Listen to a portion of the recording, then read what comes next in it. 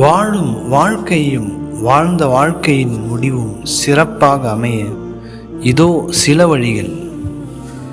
கவலை இல்லாமல் மகிழ்ச்சியாக இருக்க விரும்பினால் ஃபரதான தொழுகைகளை அந்தந்த நேரத்தில் மிகச் சரியாக தொழுது வாருங்கள்.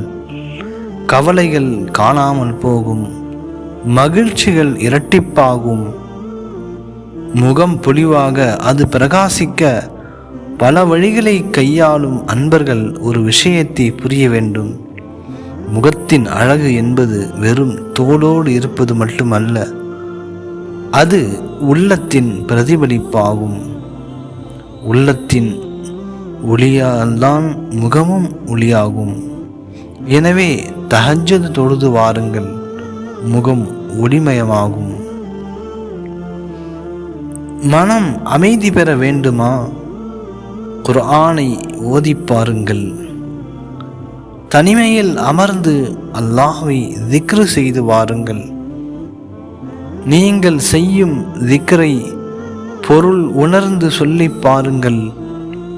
சுபஹானல்லாஹ் என கூறும் பொழுது அல்லாஹ் மிக பரிசுத்தமானவன், அவன் எல்லா குறைகளை விட்டும் நீங்கியவன் என்று உள்ளத்தால் சொல்லுங்கள்.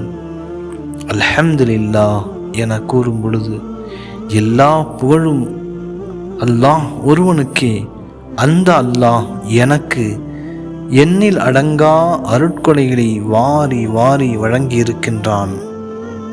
நான் விடும் மூச்சு, நான் பார்க்கும் பார்வை, நான் பிடிக்கும் கரம், நான் நடக்கும் கால்கள், என் உள்ளுறுப்புக்கள், இதயம், மூளை, இன்ன பிற உறுப்புகளின் இயக்கத்தை மிகச் சரியாக அவன் இயக்கிக் கொண்டு வருகின்றான். அந்த அல்லாஹ்வே நான் புகழ்கின்றேன், அவனுக்கு நன்றி செலுத்துகின்றேன். அல்லாஹ் அக்பர் என கூறும் பொழுது இந்த உலகத்தில் எதுவுமே பெரியது கிடையாது, அந்த அல்லாஹ் ஒருவன் மட்டுமே மிக பெரியவன் என்ற அல்லாஹ்வின் வல்லமையை உள்ளத்தால் நினைத்து சொல்லி பாருங்கள். இப்படியாக ஒவ்வொரு திக்ரையும் பொருள் உணர்ந்து உள்ளத்தால் கூறி வாருங்கள். நிச்சயம் உள்ளம் அமைதியாகும். வல்ல இறைவன் தன் அருள்மறையில் கூறுவதை போன்று, அலா பிதிக்ரில்லாஹி தத்மஇன்னுல் குலூப், அறிந்து கொள்ளுங்கள், அல்லாஹ்வின் திக்ரை கொண்டு மட்டும்தான் உள்ளங்கள் அமைதியாகும். உடல் ஆரோக்கியமாக இருக்க நாடினால் நோன்பு வையுங்கள். நிச்சயமாக நோன்பில் ஆரோக்கியம் உள்ளது. இது அன்பு நபியின் அமுதமொழியாகும்.